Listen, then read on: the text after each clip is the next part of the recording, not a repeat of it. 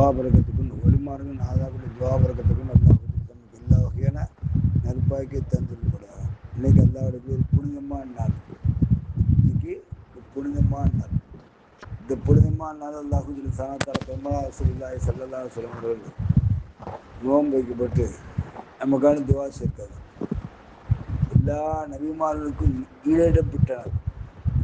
இன்னைக்கு நாளினால எல்லா நபிமார்களுக்கும் பாவா ஆதம் அலைஹிஸ்ஸலாம்ல இருந்து அல்லாஹ் சாணத்தால சிறுகுலத்திலிருந்து பாவத்தை மன்னிக்கப்பட்ட நாள். சிறுகுலத்து வெளியாக்கணும் இல்லை, வெளியாக்கப்பட்டு அவங்க மன்னிக்கப்பட்டு அவங்க பொருந்தப்பட்டனர். எல்லா நபிமார்களும் அல்லாஹ் சாணத்தால இந்த நாலு இருக்கான் பரிபூர்ணமாக்கி வச்சிருக்கான். அதுமா அண்ணன் பெருமானார் ரசூலுல்லாஹி ஸல்லல்லாஹு அலைஹி வஸல்லம் அவர்களே என்ன செய்யணும் அப்படின்னு கேட்டால் இந்த மாதத்தில் தான் உயர்வு செய்யப்பட்டு மதீனாவுக்கு போச்சு.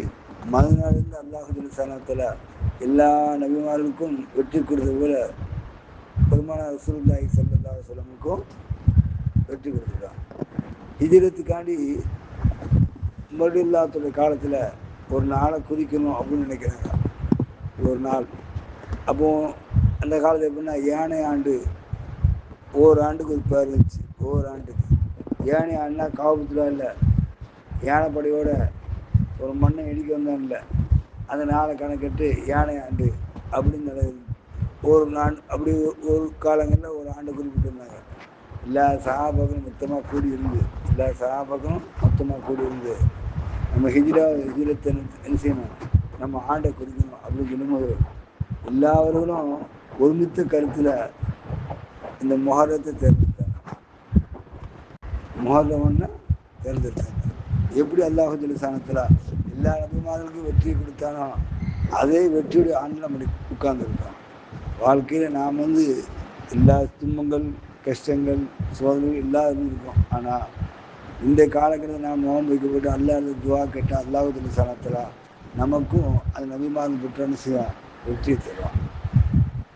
அதே நேரத்தில் நமக்கு பெருமானார் ரசூலுல்லாஹி ஸல்லல்லாஹு அலைஹி வஸல்லம் முஹப்பத் அதிகமாக வைக்கணும்.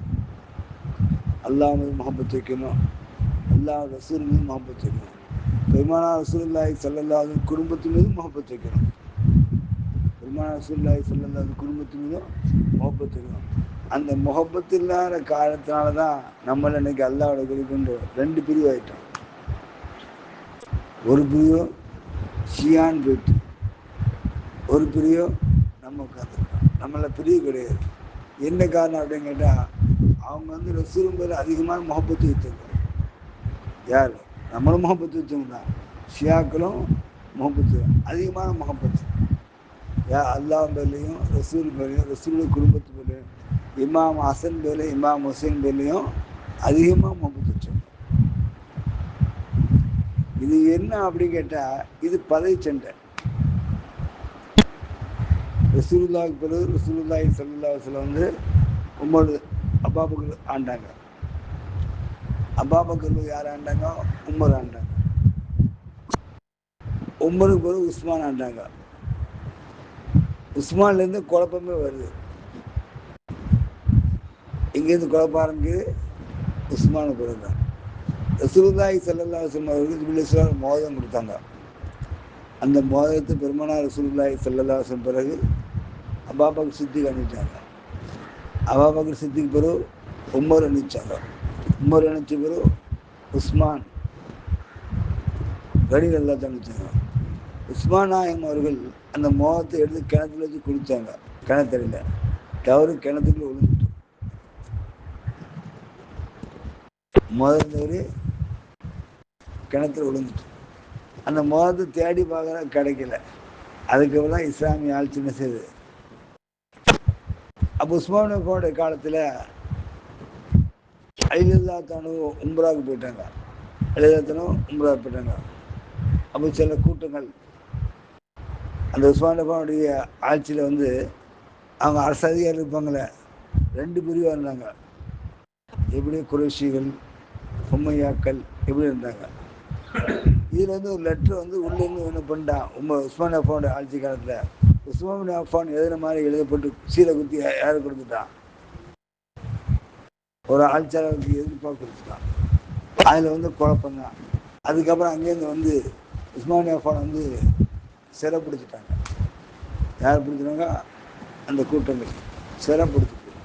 இந்த சிறை பிடிச்சதுக்கு ரசூலுல்லாஹி ஸல்லல்லாஹு அலைஹி வஸல்லம் அவர்கள் வந்து அந்த இடத்துல ரொம்ப இக்கட்டான காலகட்டம். சுற்றி ரவுண்டப் கட்டிட்டாங்க. ரசூலுல்லாஹ் நேரில் வந்து கேட்குறாங்க, இதை விட்டு விடுவிக்கணுமா, இதை விட்டு விடுவிக்கணுமா, இல்லை எங்கள் பக்கம் நீங்கள் வரீங்களா? யார் கேட்குறாங்க? அது நிதர்சனமான காட்சி. யார சொல்லல, எனக்கு விடுவிக்கின்ற உங்களோட வந்து விருப்பப்பட்டேன்ட்டாங்க. இதை சொன்னதுக்கு உஸ்மான் அஃபான் எல்லாத்தோட குர்ஆன் ஓதி கொண்டு இருக்காங்க. உள்ள வந்து வெட்டிட்டான். ஃபஸயக ஃபீக்கஹுமுல்லாஹு ஸமீஉல் அலீம் ஆயத்தை ஓதி வெட்டிட்டாங்க. அந்த ரத்தம் குர்ஆனில் விழுந்துட்டு, அந்த ரத்தம் ஈரமாசத்துக்கு இன்னும் இருக்கான் அந்த குர்ஆன். அந்த குர்ஆன் எங்கே இருக்கு அப்படின்னு கேட்டால் ரஷ்யாவில் இருக்கான், அருங்காட்சியத்தில் இருக்கான். இந்த குர்ஆனும் பாதுகாக்கப்பட்டான். அதுக்கப்புறம் அலி ரலியல்லாஹு வராங்க. வந்துட்டா இவங்க பேர் வெட்டினாங்கல்ல, இவங்க பேர் ஆக்ஷன் எடுக்கணும்ல.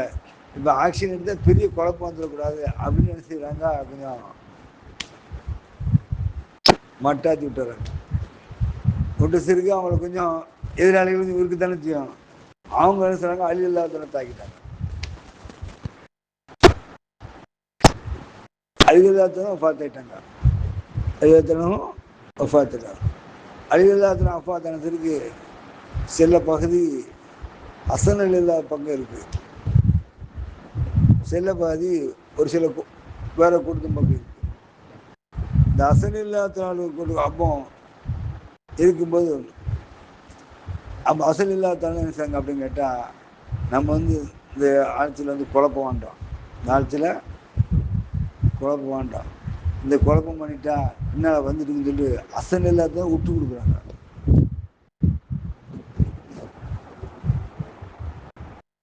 ஹசன் ரலியல்லாஹு சொன்னாங்க விட்டு கொடுக்குறாங்க.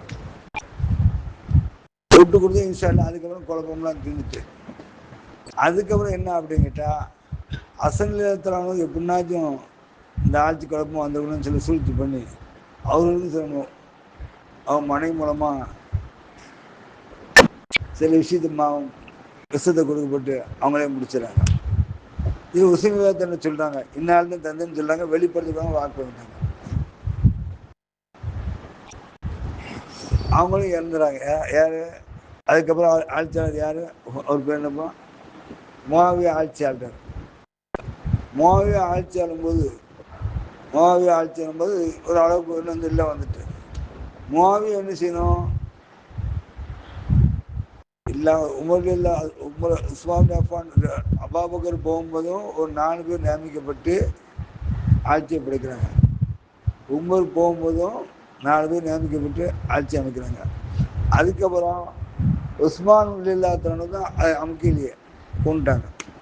அதுக்கப்புறம் கொலைகள் நடக்குது, அலி ரலியல்லாஹு நடக்குது. அவன் முஆவியா ஆட்சிக்கு வர்றாரு. அவர் செய்த தவறு, அவர் மௌத்தாகும் தருவாய் வந்துட்டு யாருக்கு வந்துட்டு, மூத்தான் தருவாய் யாருக்கு வந்துட்டு, முஆவியாவுக்கு வந்துட்டா ஆயிஷா நாயுடு போய் கன்சல்ட் பண்ணுறாங்க. இந்த மாதிரி என்னோட மகனை வைக்க போகிறேன்னு சொல்கிறாங்க. இதுக்கு எனக்கு உடன்பாடு இல்லை அப்படின்னு யார் சொல்லிட்டாங்க, ஆயிஷா நாயுடு சொல்லுவாங்க, இந்த விஷயத்துக்கு நான் உடன்பாடு இதில் ஏற்றுக்கொள்ள மாட்டேன் அப்படின்னு சொல்லிட்டாங்க. ஆயிஷா இவர் என்ன தனி விஷயத்துக்கு அங்கே ஆட்கள் கூட்டு வச்சுட்டு, சில ஆட்சியாளருக்கு சில உள்ளுக்குள்ளே குத்து இருக்கும், சேர்ந்து எசீதுக்காக கொடுத்துட்டான். அப்போ இவன் உசைன் இல்லாத என்ன சொன்னாங்க அப்படின்னு கேட்டால், இது வந்து பரம்பரை ஆட்சி கிடையாது, இந்த மாதிரி எல்லாரும் கூட்டு சேர்ந்து ஒரு ஆளை தேர்ந்தெடுத்து என்ன செய்யணும், வைக்கணும். அவர் கொடுத்து தவறு. அவரு என்ன செஞ்சிட்டாங்க, இங்கேருந்து நேரலாக்கு கடிதம் எழுதுறாங்க, இங்கேருந்து கூஃபாலேருந்து கடிதம் எழுதுறாங்க, எங்கள் மதீனாவுக்கு எழுதுறாங்க. எழுதும்போது அந்த கடிதம் மக்களை சேர்ந்து நீங்கள் வாங்க ஆதரிக்கிறேன்னு சொல்லிட்டாங்க. அவன் எசீத் என்ன செஞ்சிட்டான், இவருக்கு யாரெல்லாம் ஆதரவு அவ்வளோ பிடிச்சி கைது பண்ணி உள்ள வச்சுட்டான். இவங்க வராங்க, சண்டை ஆரம்பிச்சு. யார் வராங்க, சில்லத்தில் வராங்க, சண்டை ஆரம்பிச்சிடும். சண்டை நம்ம கூட ஜத்தி ரசூலுடைய குடும்பத்தையும் அழிச்சிட்டாங்க.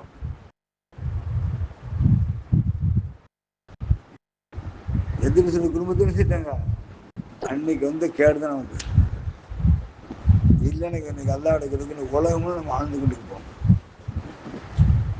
இந்த மாவியா பார்த்த வேலை, இந்த எசீத்து பார்த்த வேலை என்ன ஆகி போச்சு, நமக்கு என்ன ஆகி போச்சு, சோதனை ஆகி போச்சு.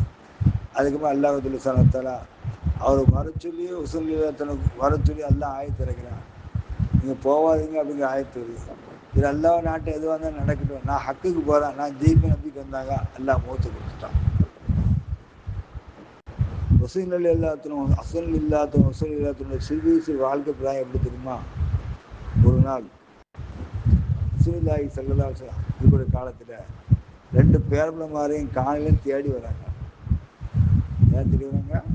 வீட்டில் போய் பார்க்க பேரப்பிள்ளையும் பார்க்க முடியல, பித்தா பேச போகல. இமாம் ஹசன் ஹுசைன் எங்கம்மா அப்படின்னு கேட்குறாங்க. கேட்கும்போது விளையாட்டு இருந்தாங்க பாங்க அப்படிங்க. இங்கே என்ன பசி, சரியான பசி, பிள்ளைங்களுக்கும் பசி, வறுமை, வறுமையான காலகட்டம். வரும்போது 2 பேரும் வெளியில் கிளம்பி காடுக்கும் வெளியில் பார்க்க வந்துட்டாங்க. வந்துட்டா ஒரு ஆடு வச்சுட்டு இருக்கான். ஒரு ஆடு வச்சுட்டு இருக்கான்.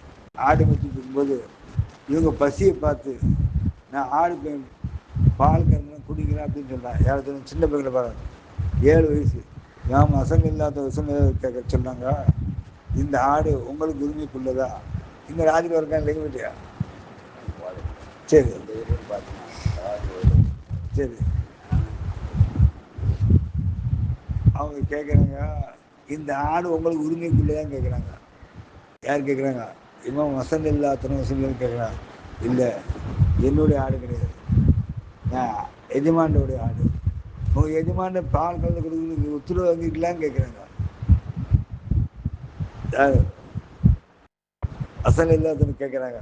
உத்தரவு வாங்கிக்கலாங்கிறேன். இல்லை, என் இஷ்டத்துக்கு தான் நான் வந்து இது பண்ணி தரேன்னாங்க. எனக்கு வேண்டாம் அப்படின்ட்டாங்க. யார் சொன்னாங்க? ஹலால் இல்லாத உணவுங்களுக்கு வேண்டாம் அப்படி யார் சொன்னாங்க? அசல் இடத்துல 7 வயசுல அடி போய் பார்த்தாச்சுன்னா ஒரு இடத்துல போய் பசியில கிறங்கி போய் படுத்துட்டாங்க.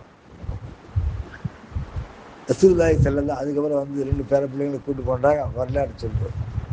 அல்லாஹ்வுடைய கதை கொண்டு நாம் வந்து இந்த நாளில் அல்லாஹ் மீது முகப்பத் வைக்கணும், ரசூல் மீது முகப்பத் வைக்கணும், ரசூல்மாருடைய குடும்பத்தார் மீது முகப்பத் வைக்கணும்.